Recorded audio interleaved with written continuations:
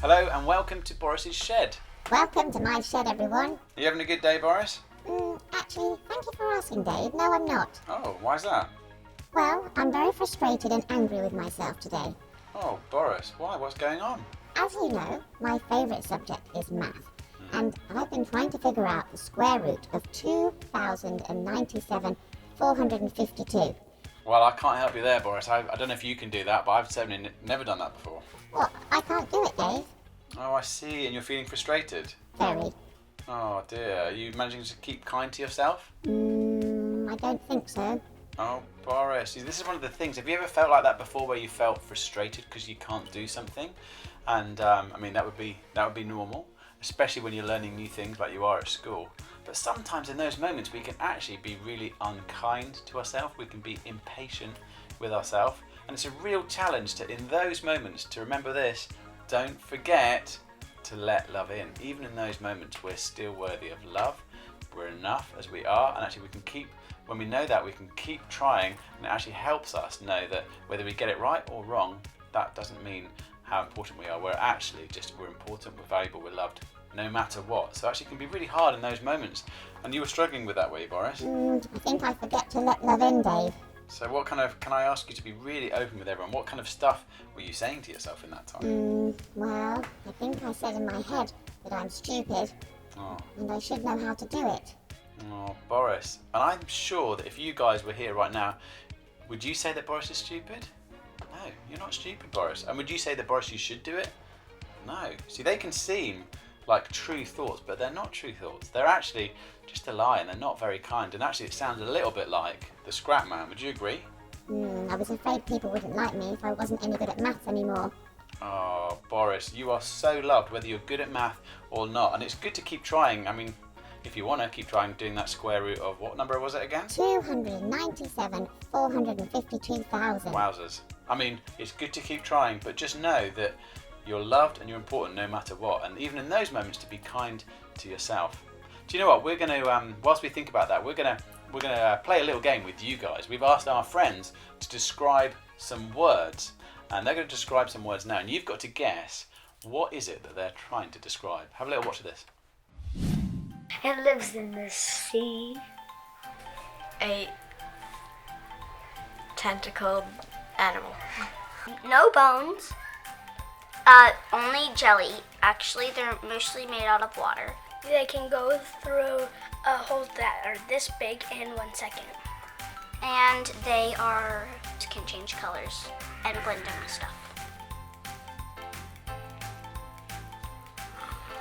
Oceans and lakes. Lakes in the ocean.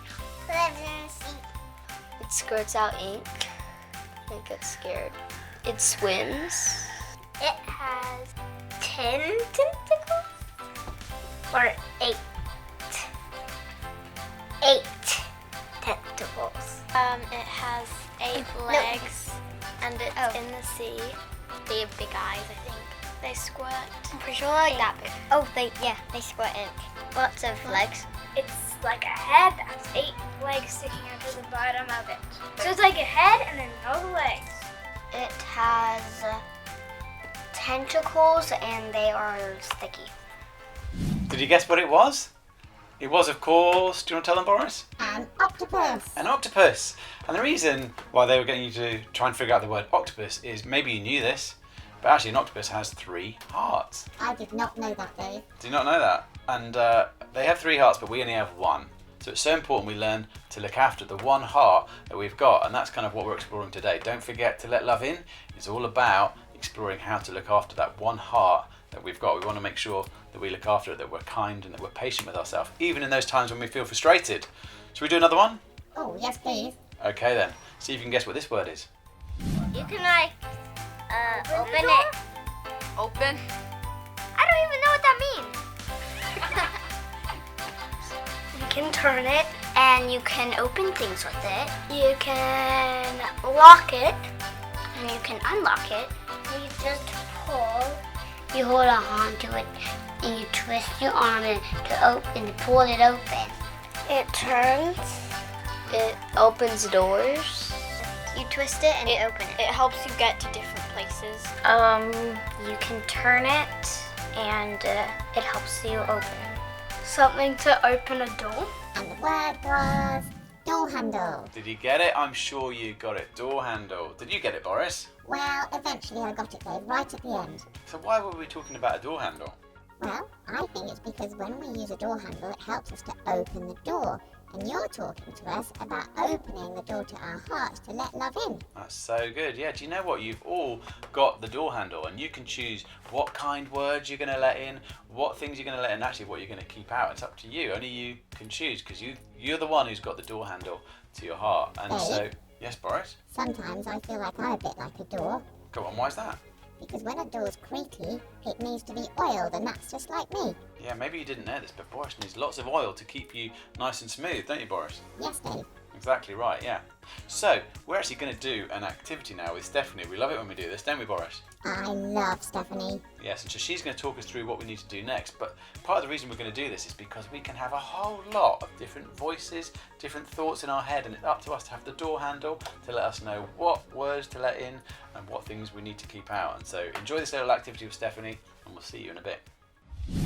Hello, I'm Stephanie, and I love it when you get creative because the best way to get this heart smart message from our heads to our hearts is with our hands. We're going to do an exercise that helps us become aware of some of the thoughts in our heads. Some of those might be kind thoughts, and some of those thoughts might sound a bit like the Scrap Man. I've asked my friend Melody to help us with this one. We'll give it a go, and then you'll try. We filmed this using a mirror, but it works just as well with paper. First, draw a circle that symbolizes your head, and then write down some of the thoughts that float around in there.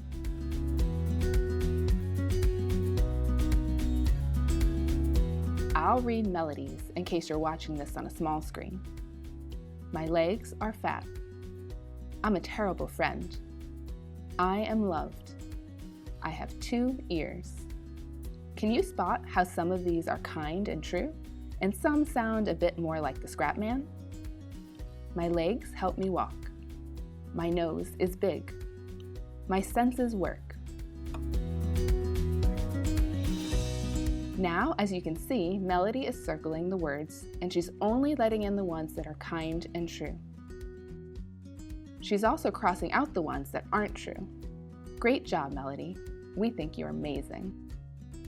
I can think of some other kind words for Melody, so if you're having trouble, try asking someone in your life who thinks you're great. Just because a thought comes into your head doesn't mean it's true, and it's our job to think only about what's true and what's kind. Now, it's your turn. Have fun.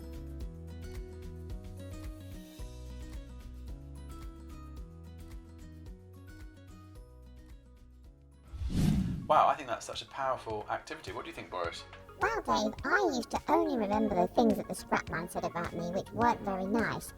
So I'm still trying to learn to listen to the kind things in my head and heart. That's so good. Yeah, and that's the challenge, isn't it? So, we hope you've enjoyed that activity. Whether you've done it now or whether you're going to do it at the end of this video, we think it's going to be really powerful. Maybe you can just keep it as a reminder to actually remind yourself to go, oh, that voice, it sounds a bit like the Scrap Man. I'm going to choose to ignore it. And we look forward to seeing you here next time, don't we, Boris? Oh, please come back We'll see you soon. Don't forget to let love in.